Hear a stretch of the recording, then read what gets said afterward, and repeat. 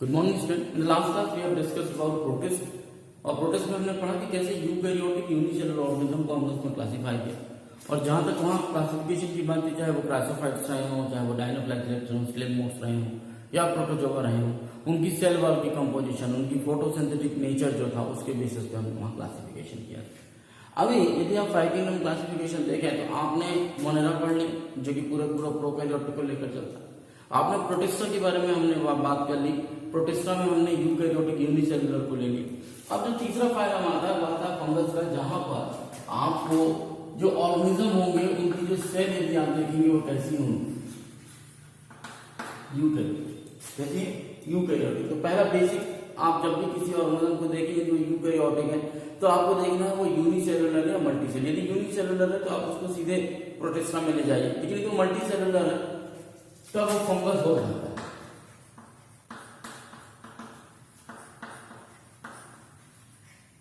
याद रखिएगा, मल्टीसेलुलर और यूकैरियोटिक ये कैरेक्टर प्लांट और एनिमल भी प्रोसेस करते हैं। तो ऐसा नहीं कि यदि यूकैरियोटिक और मल्टीसेलुलर हुआ तो आप उसे डायरेक्टली फंगस कह देंगे, उसके बाद भी आपको बहुत सारे कैरेक्टरिस्टिक देखने होंगे। तीसरा फिर इंपॉर्टेंट कैरेक्टरिस्टिक आपको फंगस के लिए हो जाता है प्रेजेंस ऑफ सेल वॉल।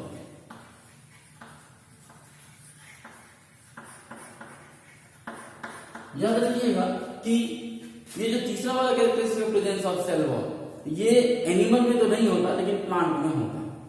आरे बात, तो यदि किसी में ये तीन कैरेक्टरिस्टिक दिख रहे हैं तो वो फंगस के साथ साथ क्या हो सकता है? प्लांट हो सकता है। या तो आपको कोई ये बता दे कि वो सेल वॉल किस तरीके की बनी हुई है।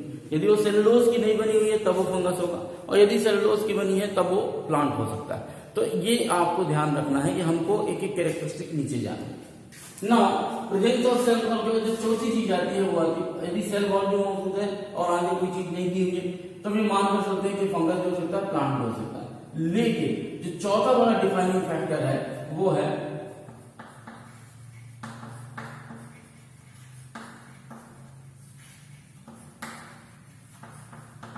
नॉन फोटोसिंथेटिक या absence ऑफ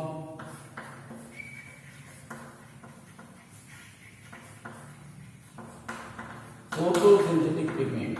जो भी फोटोसिंथेटिक पिगमेंट हो वो इसमें एब्सेंट होता है, और यही कारण है कि ये कंप्लीटली कैसे हैं? हेटेरोट्रॉपिक है। आपने से पहले जो प्रोटिस्ट पढ़ा था उसमें आपने पढ़ा था कि कुछ ऐसे थे जो आपको इनिशियल लेवल पे कुछ ऐसे थे जो फोटोसिंथेटिक दिखते थे और बाद में एनिमल किंगडम की तरह या प्रोटोजोआ हो गए या स्लिम मोड्स हो गए जो कि हेटेरोट्रॉपिक मोड ऑफ कंडीशंस हो करते थे, पैरासिटिक्स हो करते थे। लेकिन फंगी पूरी तरीके से हेटेरोट्रॉपिक होते, ये बिल्कुल भी फोटोसिंथेटिक पिगमेंट नहीं पाया जाता, इसलिए ये ऑटोट्रॉपिक नहीं होते या ये सेल्फ फूड प्रिपेयर नहीं कर सकते।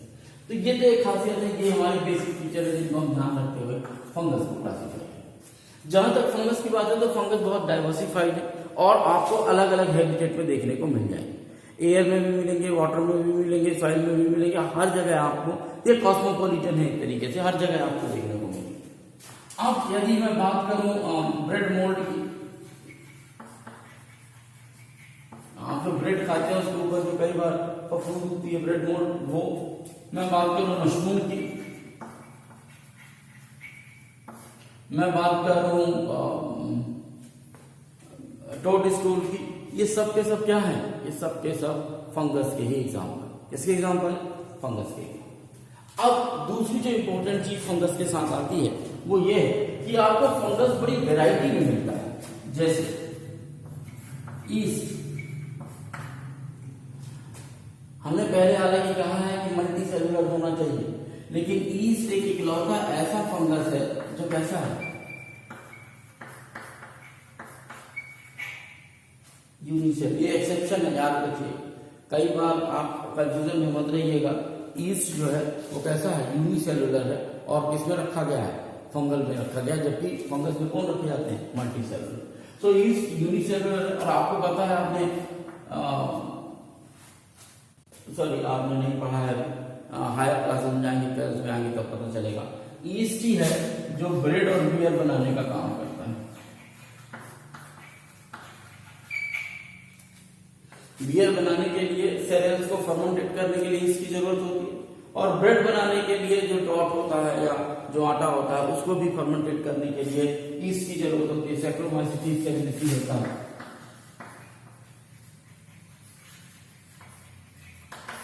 ये वो ईस्ट है जिसके कारण ये प्रोसेस होती है। तो ईस्ट पाए जाते हैं जो कि एक तरीके से हाउस होल्ड में काम करते हैं। दूसरी यदि मैं बात करूं तो पेनिसिलियम, ये फंगस जो है पेनिसिलियम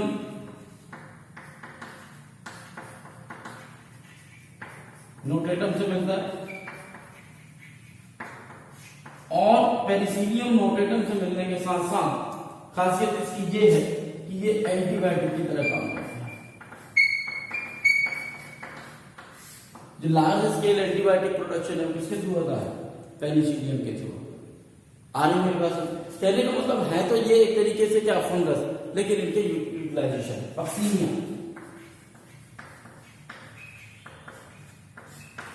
ये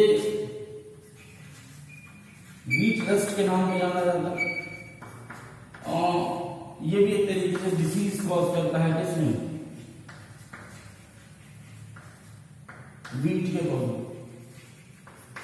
वीट रस्ट का मतलब होता है कि जो जहां गेहूं होना चाहिए उसकी जगह एक पाउडर्ड फॉर्म में मौजूद होता है, क्योंकि ये बक्सीनिया फंगस उसको क्या कर देता है? वीट को पूरा खाकर खत्म कर देता है। तो ये भी ये अलग अलग तरीके से चीजें आपको देखने को, ईस्ट के फॉर्म में हो गया, डिसीज कॉजिंग के फॉर्म में हो गया, एंटीबायोटिक का रोल का प्ले करते हुआ हो गया। ठीक है, कॉस्मोपॉलिटन बहुत जगह जाएंगे क्योंकि आप देखेंगे तो एयर में भी मौजूद है, वाटर में भी मौजूद है, लैंड में भी मौजूद है। तो इनकी प्रेजेंस जो है तो क्या है वो बहुत ज्यादा जगह मौजूद होती है। और ग्रो कहाँ? कहीं पे भी वार्म और ह्यूमिड प्लेस से भी मिल गए हैं।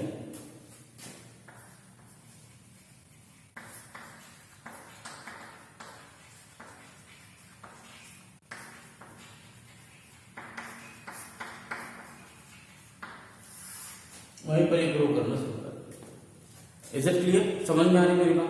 तो ये एक इनिशियल इंफॉर्मेशन थी जो आपको चाहिए। और भी कुछ अभी हम पहले इनिशियल इंफॉर्मेशन करेंगे फंगस के बारे में, क्योंकि आप फंगस जानते ही नहीं कि होता कैसा, दिखता कैसा। अब जैसे जब फंगस की हम बात करते हैं तो इसके स्ट्रक्चर की बात आती है, फंगस दिखता कैसा।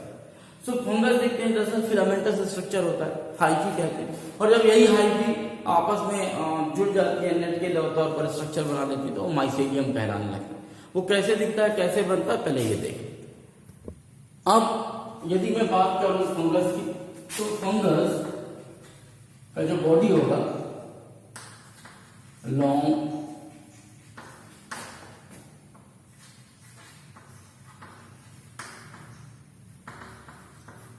सिलेंड्रिकल, आरे पास तो फंगस की बॉडी कैसे होगी? Long, cylindrical and thread like structure आप मान लीजिए।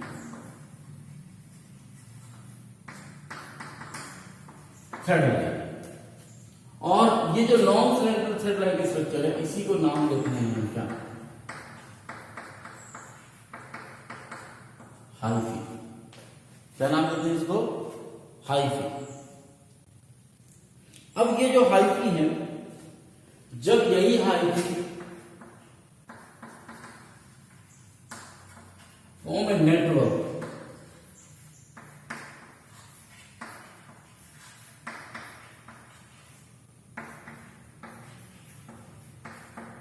माइसेलियम,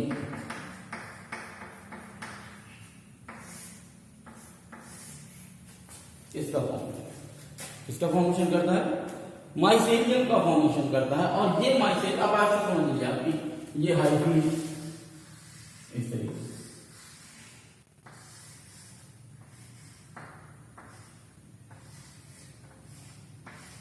ये इस तरीके से हाइफी, ये एक सिंगल हाइफी, मान लीजिए single hyphae, long cylindrical tube like structure. और जब ये ऐसे हाइफी आपस में जुड़ जाते हैं, नेटवर्क बना लेते हैं, तो उसको क्या कहते हैं? माइसेलियम। अब दरअसल ये माइसेलियम आपको दो तरीके का मिलेगा। एक तो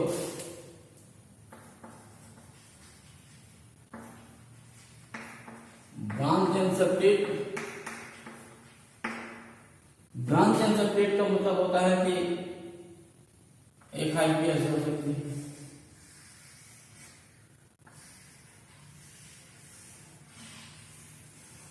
ये ब्रांच निकली हुई है तो इसको ब्रांच बताएंगे। सेप्टेट की यदि ये तो ब्रांच हो गई, सेप्टेट की यदि मैं बात करूं तो इस तरीके की हाइफी होगी, सेप्टेट हाइफी है।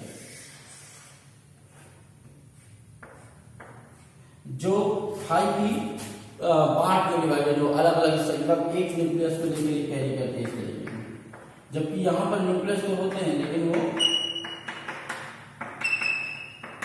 अलग अलग सेपरेटेड नहीं होते। तो ये हो गई क्या सेप्टेट, ये कैसी है अनसेप्टेड, और कैसी है ब्रांच, ये ब्रांच निकली हुई है इसमें, आ रही है मेरे।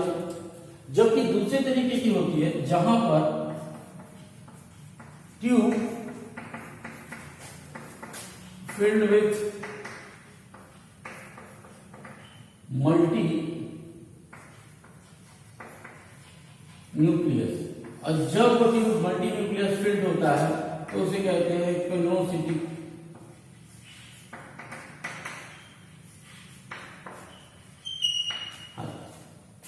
क्या कहते हैं उसको, कोनोसिटिक हाइफी। कोनोसिटिक हाइफी का मतलब ये यही है कि जब इस तरीके की हाइफी हो और एक ही हाइफी में क्या हो ढेर सारे न्यूक्लियस आपको देखने को मिलेंगे। तो when there is more than one nucleus, उस स्टेज को हम कोनोसिटिक स्टेज कहते हैं। तो उस तरीके की हाइफी को भी हम क्या कहते हैं, कोनोसिटिक हाइफी कहते हैं। आ रही मेरी बात। जब आप आगे पढ़ोगे, जब डिवीजन पढ़ोगे, क्लासिफिकेशन पढ़ोगे, तो आप पाओगे कि वो फाइटोमाइसिटीज है या न्यूट्रोमाइसिटीज है या एस्कोमाइसिटीज है या बेसिलोमाइसिटीज है, किसमें किस तरीके की हाइफी मौजूद होती है। क्यों? क्योंकि जो फंगस का डिवीजन है वो उनके माइसेलियम और उनकी फ्रूटिंग बॉडी, जो सेक्सुअल रिप्रोडक्शन करते हैं फ्रूटिंग बॉडी, उन दोनों चीजों को बेस करके, जैसे मैंने प्रोटोजोआ में कहा था कि लोकोमोशन एक उनका प्रिपरेटरी क्लासिफिकेशन का एक ऑब्जेक्टिव था, तो यहाँ फंगस में इन्हीं फ्रूटिंग बॉडीज को देखकर और माइसेलियम को देखकर ही क्लासिफिकेशन होता है। तो वो आपको समझ में आ गया होगा कि फंगस जो है वो लॉन्ग सिलेंड्रिकल स्ट्रक्चर है और उनको हम हाइफी कहते हैं, और हाइफियों का जब आपस में नेटवर्क बन जाता है तो उसे हम माइसेलियम कहते हैं। माइसेलियम ब्रांच से सेपरेट होता है या फिर ट्यूब फिल्ड होता है, जो कैविटी होती है उसके अंदर ढेर सारा न्यूक्लियस मौजूद होता है, उसे हम कोनोसिटिक हाइफी कहते हैं। इसके अलावा जब आप आइए आगे की तरफ, तो अब ये देखना पड़ता है कि इनका न्यूट्रिशन कैसा है। बट न्यूट्रिशन से पहले हम बात कर लेंगे किसकी, सेल वॉल। खैर पहले न्यूट्रिशन भी देख लेते हैं। अब चूंकि हमने ये देख लिया कि बना कैसा है, तो बना किससे किससे है, हाइफी से बना है। हाइफी आपस में कंबाइंड होकर क्या बनानी, माइसेलियम। अब दरअसल यदि आप इसकी ये स्ट्रक्चर यदि आप देखो एक हाइफी का, तो इसकी जो वॉल है ये क्या कह रहे हैं, सेल वॉल, क्योंकि के अंदर प्लाज्मा मेम्ब्रेन मौजूद होगी। नॉर्मली हम ये कहते हैं कि जो फंगस है उनमें और प्लांट में जो बहुत बड़ा डिफरेंस देखने को मिलता है वो दो चीजों का देखने को मिलता है। पहली बात तो सेल वॉल मौजूद है फंगस में भी प्लांट में भी, लेकिन फंगस की जो सेल वॉल है वो उसकी कंपोजिशन थोड़ी दूसरी होती है। और उसके बाद जो दूसरा बड़ा बेसिक डिफरेंस देखने को मिलता है वो होता है उसका न्यूट्रिटिव कंडीशन, यानी कि फोटोसिंथेटिक पिगमेंट का मौजूद ना होना, जिसके कारण वो फोटोसिंथेसिस नहीं कर पाता। तो जो सेल वॉल होती है वो सेल वॉल फंगस की बनी हुई होती है, काइटिक एंड, तो ये याद रखिएगा, वहां आप प्लांट में जब देखते थे तो किसकी बनी होती थी, सेलुलोज की, लेकिन जब आप फंगस में देखेंगे तो किसकी बनी होगी, chitin and polysaccharides.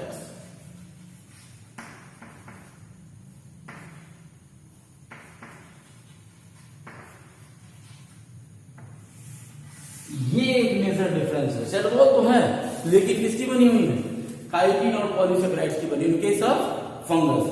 But in case of plant जो सेल वॉल है वो किसकी बनी हुई है, वो सेलुलोज की बनी हुई होती है। तो ये भी एक मेजर डिफरेंस है जिसके कारण बाद में फंगस को प्लांट से अलग किया है। जो दूसरी एक तो ये चीज हो गई। अब क्योंकि इनके पास एक तो सेल वॉल इसकी बनी हुई है, दूसरा इंपॉर्टेंट चीज कि absence of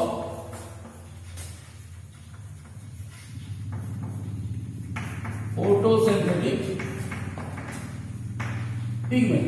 तो जब फोटोसिंथेटिक पिगमेंट नहीं है मतलब फोटोसिंथेसिस पॉसिबल नहीं है।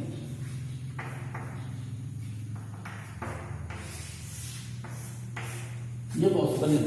अब फोटोसिंथेसिस यदि ऑर्गेनिज्म नहीं करेगा तो किस पे डिपेंड रहेगा, हेटेरोट्रॉफी। आपको बता दूं कि जहां तक जब हेटेरोट्रॉफिक की बात आती है फंगस के साथ, तो फंगस आपको अलग अलग वेराइटी ऑफ फॉर्म में देखने को मिलता है। आपको फंगस सैप्रोफाइट भी मिलेगा, आपको फंगस पैरासाइट भी मिलेगा, आपको फंगस सिम्बियोटिक लाइफ शो करता हुआ भी दिखाई देगा, आर मेरे पास, और आपको फंगस माइकोराइजा भी दिखेगा। ये क्या मतलब होता है, क्या ये समझ आइए। सैप्रोफाइट चूंकि आपने पहले भी पढ़ा हुआ है, तो आपको पता है कि जब कोई भी ऑर्गेनिज्म डेड एंड डिके चीजों को यूटिलाइज करता है as a food,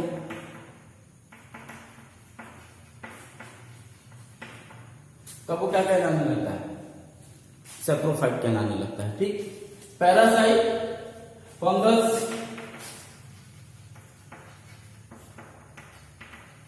living on plant and animal. So कभी किसी भी प्लांट और एनिमल में डिजीज कॉज की जाए तो वो ऐसे पैरासाइट नेचर होगा, यानी उसमें मौजूद है और उसी से अपना भोजन ले रहा है फंगस। तो ऐसी कंडीशन में यदि फंगस लिविंग स्ट्रक्चर में मौजूद है प्लांट या एनिमल में, तो पैरासाइट होगा। सिम्बियोट यानी symbiotic life means association with the other group of the organism. तो एसोसिएशन की जहां तक बात हो, तो मुझे नहीं लगता कि इससे ज्यादा अच्छा सिम्बियोटिक एसोसिएशन कोई है। Fungus plus alga and they will combine in form known as lichens. यदि नहीं पता तो बता दो, फंगस फोटोसिंथेसिस नहीं कर सकता, क्यों? क्योंकि इसके पास फोटोसिंथेटिक पिगमेंट मौजूद नहीं। लाइकेन्स वाटर एब्जॉर्ब नहीं कर सकता, एल्गा वाटर एब्जॉर्ब नहीं कर सकता क्योंकि इसके पास रूट नहीं। लेकिन एल्गा के पास क्या है, फोटोसिंथेटिक पिगमेंट। इसके पास फोटोसिंथेटिक पिगमेंट नहीं है, लेकिन इसके पास क्या मौजूद है, रूट मौजूद है। ऐसी कंडीशन में ये दोनों कंबाइन हो जाते हैं, आपके जुड़ जाते हैं कि भाई तू ऊपर आ, मैं नीचे रहता हूं, मेरे पास चूंकि रूट है तो मैं वाटर एब्जॉर्ब करूंगा नीचे से, और तेरे पास चूंकि क्लोरोफिल है तो तू ऊपर से सनलाइट एब्जॉर्ब करना और मैं तेरे को पानी दूंगा और हम भोजन बनाएंगे और साथ में बैठकर खाएंगे। ये कॉन्सेप्ट है एक्चुअली में लाइकेंस का। तो ये दोनों आपस में कंबाइंड हो जाते हैं और चूंकि इनका खूब एसोसिएशन देखने को मिलता है, इसीलिए एक नया ग्रुप भी बन गया इनका, और उनको हम कहते हैं क्या, लाइकेंस। वैसे लाइकेंस एक और काम के लिए बहुत ज्यादा जाना जाता है, और वो जाना जाता है natural pollution indicator. Pollution indicator से मतलब ये है कि ये एक ऐसा पौधा है, या यूं कहिए कि स्ट्रक्चर है, जो केवल उसी जगह पे ग्रो करेगा जहां पर पॉल्यूशन नहीं होगा। जहां कहीं भी पॉल्यूशन होगा ये लाइकेंस ग्रो नहीं करेंगे। तो यदि कहीं लाइकेंस ग्रो कर रहे हैं, खासकर आप जंगलों में देखिए वहां ये ग्रो करते हैं, तो जहां कहीं भी लाइकेंस ग्रो कर रहे हैं मतलब समझ जाइए वहां पॉल्यूशन बिल्कुल भी नहीं है, क्योंकि ये इसीलिए इनको पॉल्यूशन इंडिकेटर भी कहा जाता है। Are you? चौथे तरीके का जो फूड ऑब्टेन करने का जो काम करते हैं लाइक फंगस, वो करते हैं क्या,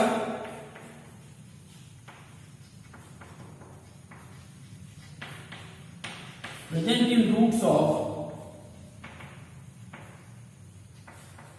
हायर प्लांट्स के रूट्स में ये फंगस मौजूद होते हैं, और इनका काम होता है कि उस प्लांट को कुछ न्यूट्रिशन प्रोवाइड करना, कुछ ऐसी चीजें जैसे नाइट्रोजन फिक्सेशन का काम कर देना और नाइट्रोजन प्रोवाइड कर देना, और या कुछ और चीजें प्रोवाइड करना और उस रूट में मौजूद होना, वहां से अपना भोजन पाना।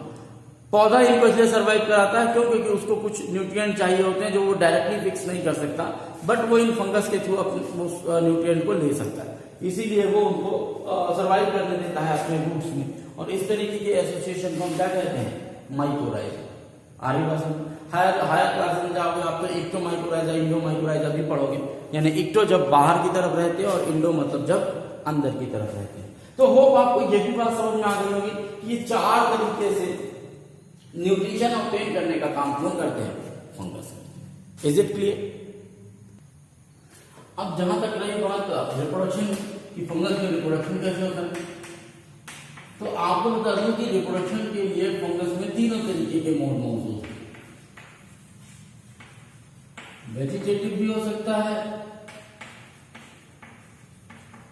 असेक्सुअल भी हो सकता है और सेक्सुअल मोड भी हो सकता है। जहां तक वेजिटेटिव की बात है तो ज्यादातर वेजिटेटिव फ्रेगमेंटेशन के थ्रू, बाइनरी फिजन या मल्टीपल फिजन, यही वो तरीके हैं जिनके थ्रू क्या होगा, जिनके थ्रू ये प्रोसेस ऑफ डिवीजन होगा। तो बाइनरी फिजन हो जाएगा और आपका हो जाएगा बड़ी। ये कुछ तरीके हैं जिनके थ्रू ये प्रोसेस ऑफ रिप्रोडक्शन करता है, खासकर किस केस में, वेजिटेटिव केस में। जहां पर रही असेक्सुअल रिप्रोडक्शन की तो स्पोर फॉर्मेशन करता है। अब स्पोर फॉर्मेशन में कोनिडिया, स्पोर फॉर्मेशन में स्पोरिंग बॉडी बनती है, स्पोरोजाइट का फॉर्मेशन होता है, उससे कोनिडियास का फॉर्मेशन होता है। तो कोनिडिया हो गए, स्पोरेंजियोस्पोर्स हो गए और जूस्पोर्स हो गए। स्पोरेंजियोस्पोर और तीसरा हो गया क्या, जूस्पोर। ये जैसा asexual mode of nutrition, spore बने, स्पोर में जो है तो क्या नाम थे, न्यू ऑर्गेनिज्म प्लांट का फॉर्मेशन। अब रिप्रोडक्शन में तीसरा स्टेज आता है क्या, सेक्सुअल।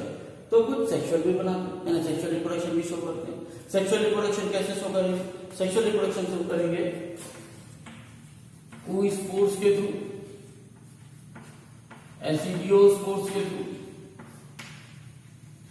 और बेसिडोस्पोर के थ्रू।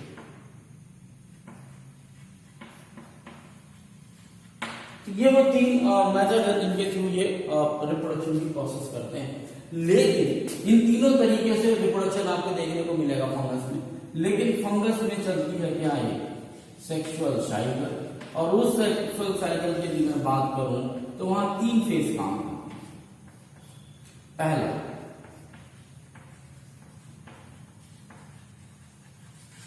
प्लाज्मोगेमी, दूसरा कैरियोगेमी, तीसरा माइटोसिस।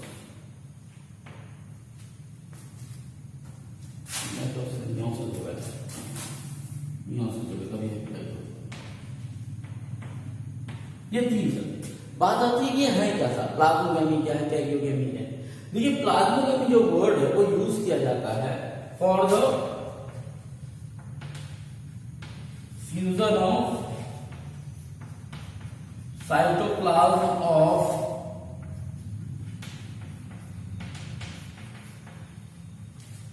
To different gamete. अब ये दो गैमेट स्ट्रेन के फॉर्म में डिफरेंट हो सकते हैं, उनकी जो है तो फिजियोलॉजी के फॉर्म में कर सकता है। तो ये fusion of cytoplasm of two different gamete, ये जो केवल साइटोप्लाज्म का आपस में मिलना, इसको हम कहते हैं प्लाज्मोगेमी। सबसे पहले काम ये होता है। दूसरा काम होता है कैरियोगेमी या कैरियोकाइनेसिस कह सकते हो, तो कैरियोगेमी होता है। इसमें क्या होगा कि यहाँ कैरियोगेमी में कैरियोटाइप या कैरियोगेमिक न्यूक्लियस को लेकर बात कही जाती है, तो उसका मतलब होता है फ्यूजन ऑफ न्यूक्लियाई। भाई दो स्ट्रक्चर थे, दो स्ट्रक्चर आपस में मिले तो उनका साइटोप्लाज्म आपस में क्या हो गया, मिल गया। साइटोप्लाज्म मिलने के साथ साथ दूसरे स्टेप क्या होगा, वो जो दोनों न्यूक्लियस होंगे वो भी तो आपस में जुड़ेंगे, तब तो जो है तो प्रोसेस ऑफ फर्टिलाइजेशन कहलाएगी। तो फ्यूजन ऑफ न्यूक्लियाई ऑर्बिट, ये काम होगा कैरियोगेमी। तो जब एक का हैप्लॉइड दूसरे का हैप्लॉइड आपस में मिल गया तो डिप्लॉइड हो गया। लेकिन ऑर्गेनिज्म है कैसा, देखिए आप ये समझ जाइए कि जो फंगस होते हैं वो कैसे होते हैं, बाई नेचर उनकी ज्यादातर लाइफ जो है तो किसमें चलती है, हैप्लॉइड स्टेज में चलती है। जैसे हमारी ज्यादातर लाइफ किसमें चलती है, डिप्लॉइड स्टेज में चलती है। हम डिप्लॉइड हैं, हम पैदा होते हैं डिप्लॉइड होते हैं और डिप्लॉइड ही रह जाते हैं। लेकिन जब हम रिप्रोडक्शन की प्रोसेस कर रहे होते हैं, जब हमारे बॉडी में स्पर्म का फॉर्मेशन होता है या किसी फीमेल के बॉडी में ओवम का फॉर्मेशन होता है, तो जैसे ही स्पर्म और ओवम बनते हैं और जब तक वो आपस में फ्यूज नहीं हो जाते, केवल उस ड्यूरेशन के लिए हमारी बॉडी हैप्लॉइड होती है, बाकी पूरे टाइम पे हम कैसे होते हैं, डिप्लॉइड होते हैं। जबकि आप फंगस की यदि बात करें तो यहाँ पर इनकी पूरी बॉडी 99% टाइम में हैप्लॉइड होती है, केवल फ्यूजन ऑफ गैमेट के टाइम पे क्या होती है, डिप्लॉइड होती है। तो ये प्लाज्मोडेमी में हैप्लॉइड दो क्रोमोसोम थे या गैमेट थे जो आपस में फ्यूज हुए, अब अलग अलग स्टेज में। जैसे ही फ्यूज हुआ उनका साइटोप्लाज्म, फिर कैरियोगेमी जहां पर न्यूक्लियस आपस में फ्यूज हुए तो डिप्लॉइड हो गया। ये डिप्लॉइड जो बना कैरियोगेमी के बाद, चाहे वो पीआई स्ट्रक्चर जो भी कहिए, उससे होता है मियोसिस, जहां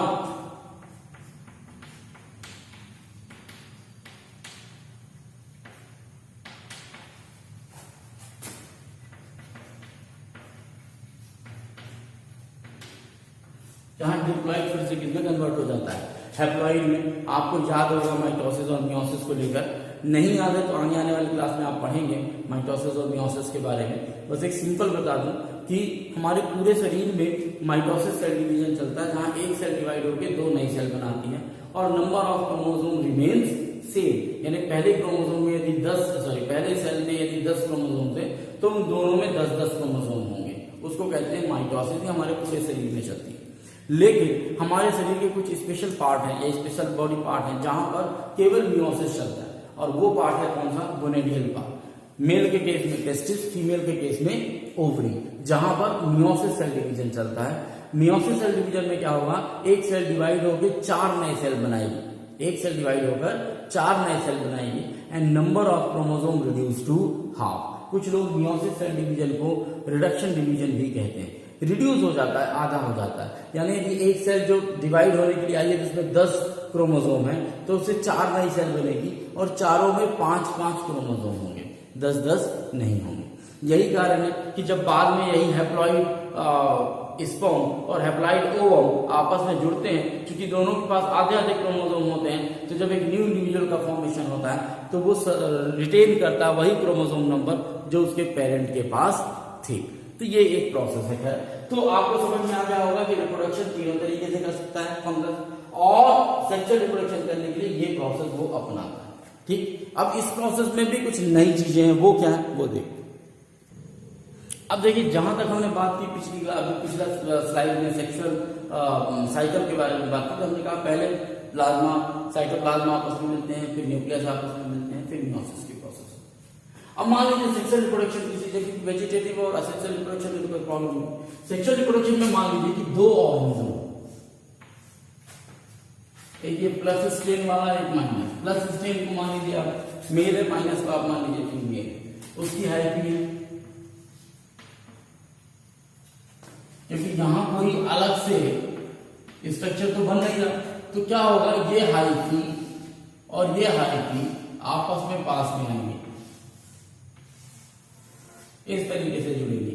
इन दोनों का जो साइटोप्लाज्म वो आपस में पहले क्या हो जाएगा, मिल जाएगा। यानी क्या हो गया यहां पर, प्लाज्मोडेमी हो गया। अब इसका ये न्यूक्लियस है, इसका ये न्यूक्लियस।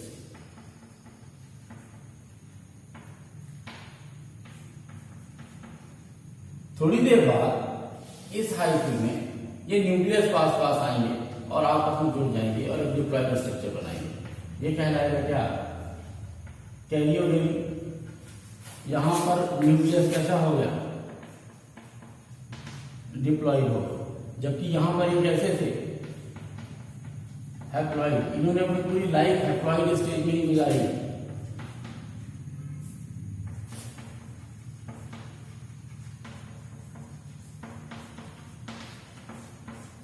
आगे भी बस अब कैरियर की पहली स्टेज थी लाइफ साइकिल की, ये दूसरी स्टेज थी। तीसरी स्टेज क्या होती है, तीसरी स्टेज में ये जो न्यूक्लियस है ये डिवाइड होता है मियोसिस के लिए। क्या बन जाएगा, 4 नए स्ट्रक्चर बनाएगा जहां मियोसिस हुआ। बाद में चारों नए स्ट्रक्चर जो है अपना अलग अलग साइटोप्लाज्म लेके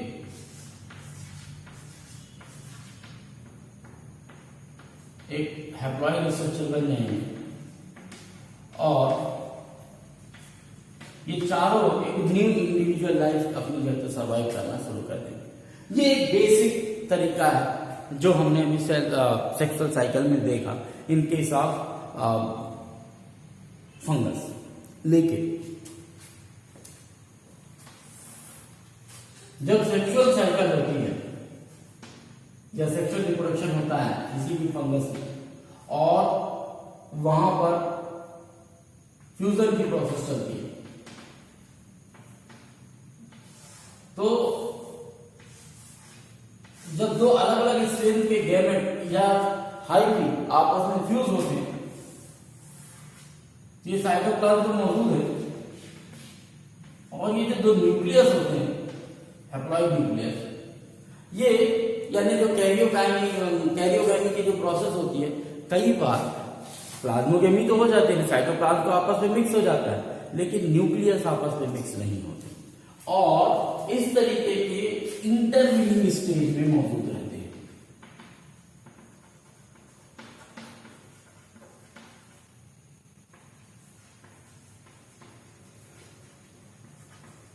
नॉर्मली क्या है, कैरियोगामी में फ्यूजन ऑफ न्यूक्लियस होना चाहिए, लेकिन जब फंगस में ये फ्यूजन ऑफ न्यूक्लियस नहीं होता तब ये इंटरमीडिएट स्टेज होती है और इस स्टेज को हम कहते हैं डाइकैरियन।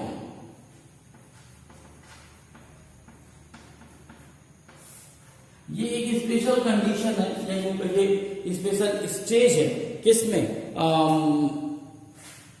फंगस में डाइकैरियन की या डाइकैरियोफेज की, जो देखने को मिलती है जहां पर एक ही सेल में दो न्यूक्लियस दिखते हैं। हालांकि ऐसा नहीं कि कोइनोसिटिक फेज है, बल्कि वो अभी फ्यूज नहीं हुए हैं, तो कुछ समय के लिए कई में ये थोड़ा सा ज्यादा समय तक के लिए ये स्टेज रही आती है, यानी कि न्यूक्लियस का फ्यूजन नहीं होता।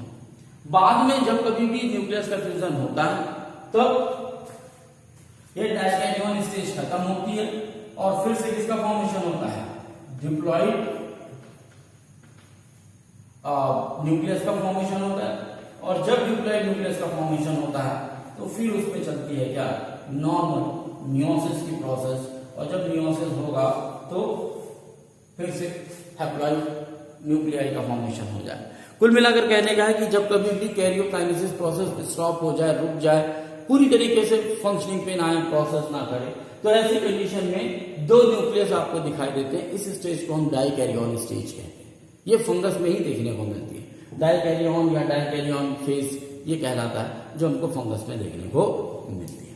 तो this is all over about fungus. जहां तक रही बात फंगस के क्लासिफिकेशन की कि डिवीजन कैसे होता है, तो फंगस का डिवीजन जैसे मैंने कहा दो तरीके से होता है। एक तो मॉर्फोलॉजी ऑफ माइसेलियम,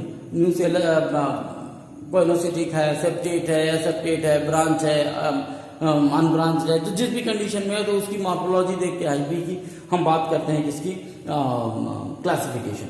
दूसरा होता है मोड ऑफ स्पोर फॉर्मेशन, कि किस तरीके का स्पोर बन रहा है और फ्रूटिंग बॉडी कैसे बन रही है। ये दो चीजें बेसिक होती हैं for the classification of fungus. तो चार भागों में क्लासिफाई किया गया, फाइकोमाइसिटीज, ड्यूट्रोमाइसिटीज, एस्कोमाइसिटीज और बेसिडोमाइसिटीज। तो ये चार के बारे में बात करेंगे। ये टोटल चार है, phycomycetes, Deuteromycetes and एसिडोमाइसिटीज, basidiomycetes, last में ड्यूट्रोमाइसिटीज आएगा, क्योंकि ड्यूट्रोमाइसिटीज को हम ट्रू फंगस नहीं भी मानते। फाइकोमाइसिटीज की मैं बात करूं तो found in aquatic habitat, decaying wood and moist soil, obligate parasite के तौर पर यूज होते हैं। मेन है इनका mycelium is aseptate and coenocytic. Aseptate तो मतलब कुछ इस तरीके का,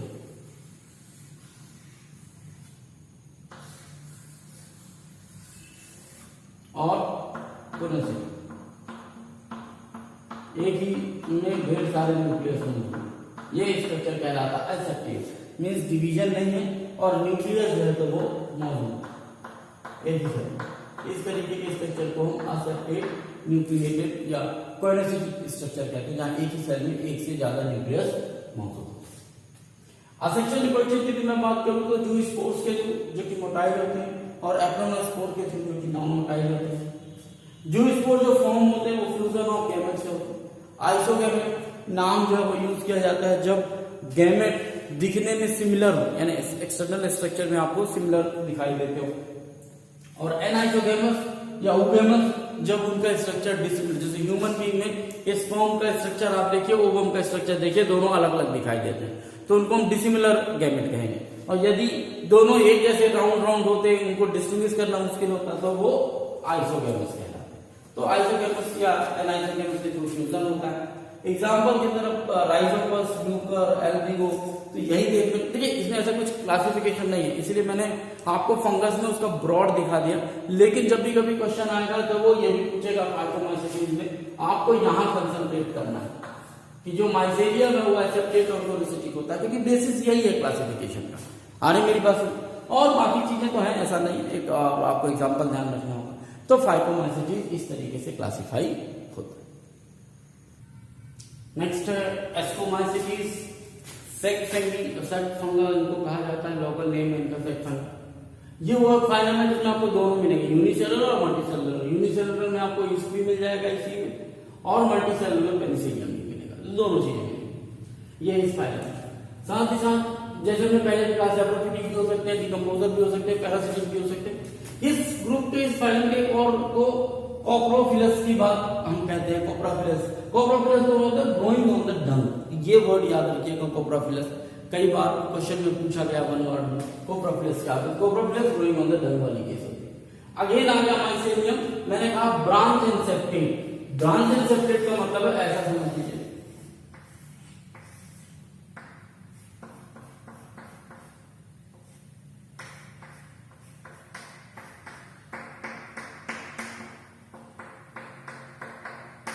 ये ब्रांच है और ब्रांच भी निकली हुई है और सेप्टेट भी है। सेप्टेट मींस हर एक न्यूक्लियस जो है तो क्या नाम से एक साइटोप्लाज्म लेके और अपना एक स्ट्रक्चर बना के रखा हुआ, तो इसको कहते हैं ब्रांच है सेप्टेट। जो सेक्सुअल रिप्रोडक्शन होगा वो कोनिडिया के थ्रू होगा। कोनिडिया कहां डेवलप होंगे? कोनिडिया स्पोर्स में डेवलप होंगे। सेक्सुअल रिप्रोडक्शन की मैं बात करूं तो एस्कोस्पोर को किसका नाम है? एस्कोमाइसीटीज, तो वो बनेंगे कौन से? एस्कोस्पोर। ये एस्कस या फ्रूटिंग बॉडी में यहां डेवलप होंगे। और एग्जांपल के तौर पर एस्परजिलस है, क्लेविसेप्स है, न्यूरोस्पोरा। न्यूरोस्पोरा आपने देखा होगा पहले जब छोटे रहे होंगे आप तो, या कहीं आज भी कट वट जाता है तो एक पाउडर लाइक व्हाइट कलर का पाउडर डाला जाता है कटने में, एक छोटी सी डिब्बी पे आता है, उसमें न्यूरोस्पोरा ही लिखा हुआ होता है। तो ये न्यूरोस्पोरा उसी तरीके का, एक तरीके से एंटीबॉडीज का बनाने का काम करता है। तो ऐसा कुछ एज पर सच आपको बहुत ज्यादा डिफरेंस देखने को नहीं मिलेगा फाइटोसाइट, एस्कोमाइसीटीज, ड्यूटोमाइसीटीज और बैसिलोमाइसीटीज में। तो बहुत छोटी छोटी चीज, जैसे मैंने कहा कि माइसेरियम को आप ध्यान रख लीजिए। बाकी डिकम्पोजर, पैरासिटिक है।